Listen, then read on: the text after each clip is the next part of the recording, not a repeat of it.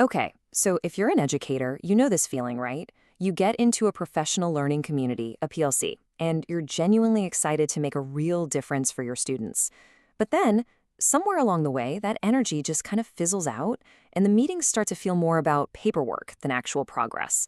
Well, in this explainer, we're going to look at a totally different way forward, one that helps you get back to what really, really matters: watching your students learn and grow.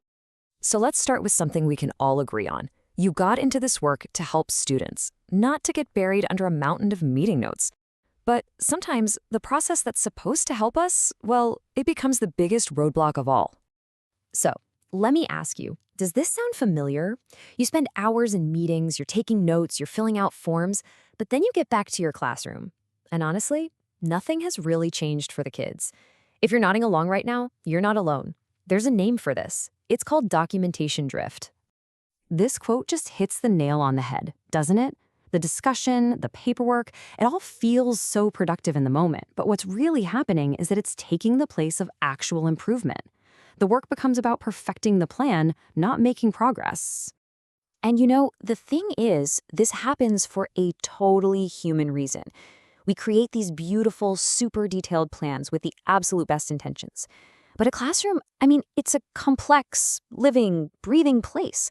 A perfect plan on a piece of paper almost never survives first contact with the wonderful chaos of a real school day.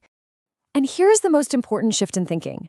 If your PLC feels stuck, I promise you, it is not a motivation problem. You and your colleagues care deeply. It's a design problem. And the best part about a design problem? You can solve it with a better design. So how do we fix it?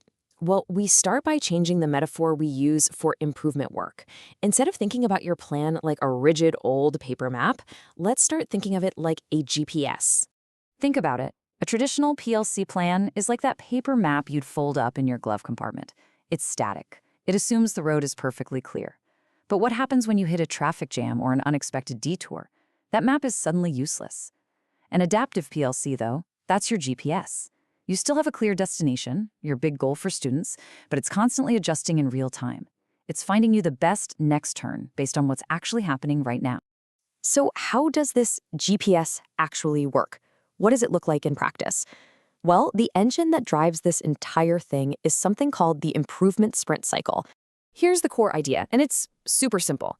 Instead of trying to tackle some huge year-long goal all at once, you just break it down.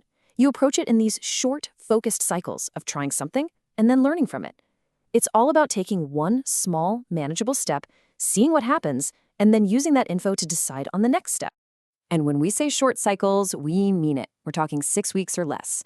See, the point isn't to find some perfect, permanent solution right away. The real goal is to learn as fast as possible what's actually working with your students in your classroom. This image here really shows you how it all connects. You've got your big, long-term vision way out there. That's your destination. But you get there by running these short, repeatable sprints. And notice that feedback loop? Each little cycle gives you real insights that build on each other. It's about making small, compounding progress over time. And every single sprint follows 4 really simple routines. First, you plan. You set a tiny goal and decide what to try. Then, you check in with each other to stay on track. After you've tried your idea, you review what you learned from it. And finally, a quick retrospective helps you get better at working together as a team. It's a simple, predictable rhythm. At the very heart of every sprint is something we call an experiment. Now, don't let that word scare you. This isn't some formal research paper. It's just a small, intentional change you try in your classroom. The goal is dead simple. Learn what actually helps your students. It's all about low risk and high learning. But this is way more than just a set of meetings and routines. Underneath all of it, there's a fundamental belief, and honestly, it's the most important part of this whole thing: trusting teachers. This whole approach is built on a few really powerful principles. It's about trusting you, the teacher, as a professional. It's about letting the evidence from your own classroom lead the way, not some top-down mandate. It's about learning by doing, not just by talking. And it's designed to be lightweight and to happen in small, manageable steps. So here's the bottom line. It's about tipping the scales back in your favor.